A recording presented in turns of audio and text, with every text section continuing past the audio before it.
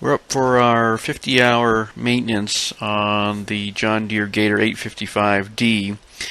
Read through the manual, and it's not overly obvious, but there's a few steps to go through besides just changing the oil.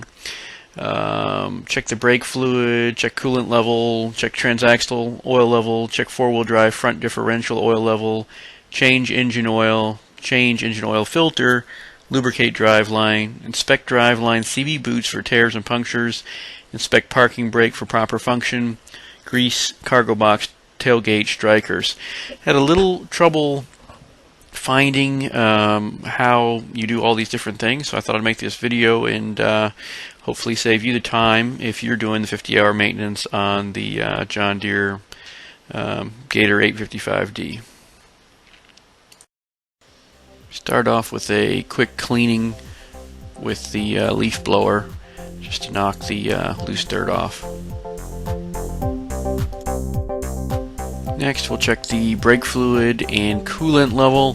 Very simple to do, just pop the hood and both of them are easily accessible. Next, we'll check the transaxle oil level. Very simple to do, just open the lift bed and it's easily accessible. So this is where things start to get a little more complicated. The four-wheel drive front differential oil level isn't easily accessible. You have to remove the skid plate, and as I then realized, I had to also remove the front grille to remove the skid plate.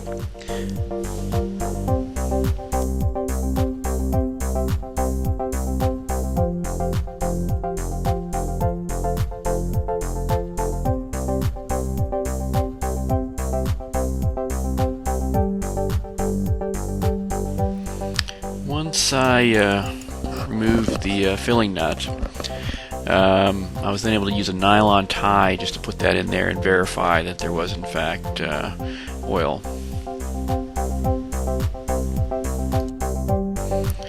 Up till now, everything's been done with the engine being cold. I've now taken the Gator out to do a little warm up and get it ready to drain the oil.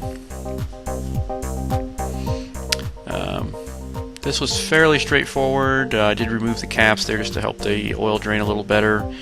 The filter is a little hard to get to. I could not get any tool on it.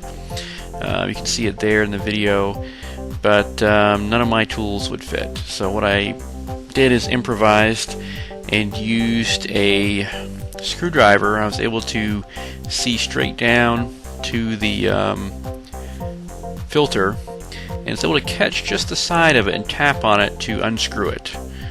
Obviously do this at your own risk. I'm sure it's not recommended, but in my case it worked out very well.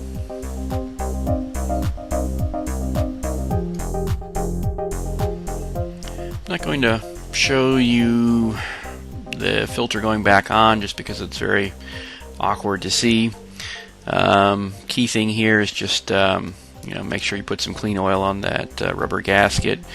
One of the nice things about owning a Gator is it uses the same oil as the John Deere tractor that I have. So I just stock one oil and it will be good for both the tractor and the Gator.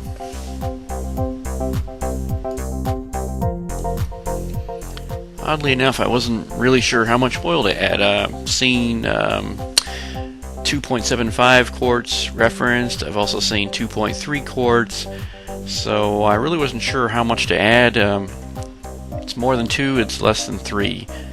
So I just kept filling it until it was full.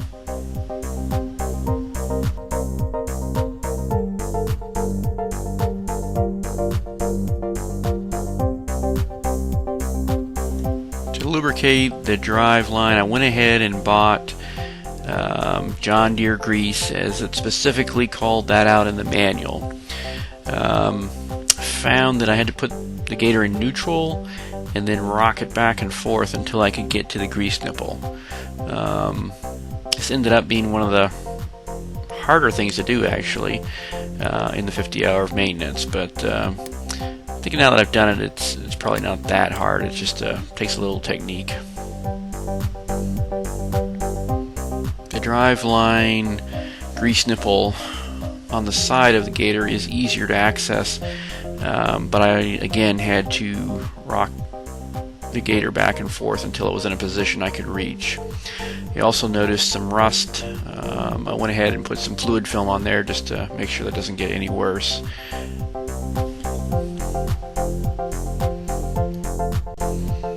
Inspecting the CV boots was fairly straightforward. It's really just about getting good light on the CV joints.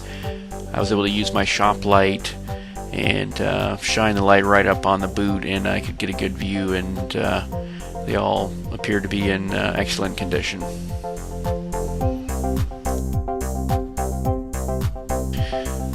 The manual does not cover how to inspect the parking brake.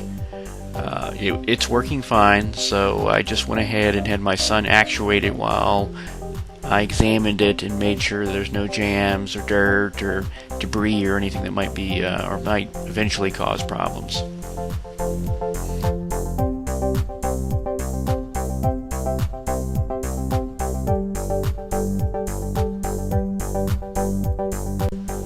Last but not least, the tailgate striker did need some grease. I found it did make a noticeable difference closing the tailgate after adding the grease. Well, I hope you found this video useful if you're looking to do maintenance on a Gator 855D. I did not find a lot of information online, so I thought I'd make this video and hopefully save you some time figuring out where these items are located and how to maintain them.